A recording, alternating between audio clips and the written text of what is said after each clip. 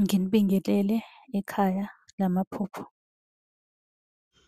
Uma umusha la ekhaya sicela ukuthi ushaye u-subscribe ukuze ngokulandelayo ungaphuthelwa uma sifaka ividiyo.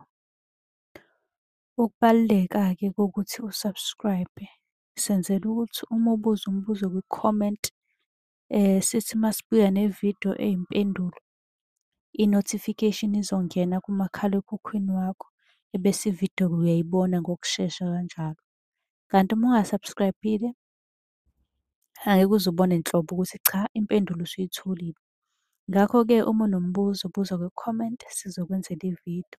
Uyakwazi futhi ukusi-inbox-a lapha ku-TikTok, usi-follow-we, inbox ucele inombolo ka-WhatsApp ozobuza njalo kuyona ekuseni uma-ke kukhona isibonakaliso obenaso. Nokubaluleka nje kokuthi-ke uwazi ukuthi ngabe lokho osuke ukuphuphile kubika ukuthini. Ake singene-ke kwelanamhlanje sikuchaza. Namuhla ake sikhulume ngezimpukane.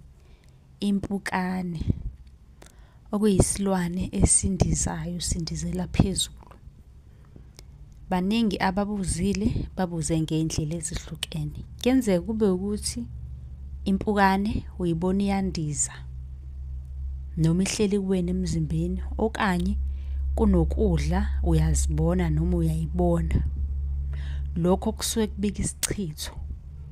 Okungenzeka ukuthi kunesicitho esifakwayo kuwena okanye esesikhona kuwena okuzomele usikhiphe ngokushesha, okanye indaba ekanjalo uyisukumele. Uma unombuzo ungabuza kwi-comment, nawe sizokwenzela eyakho ividiyo siyiphoste ku-TikTok naku-YouTube.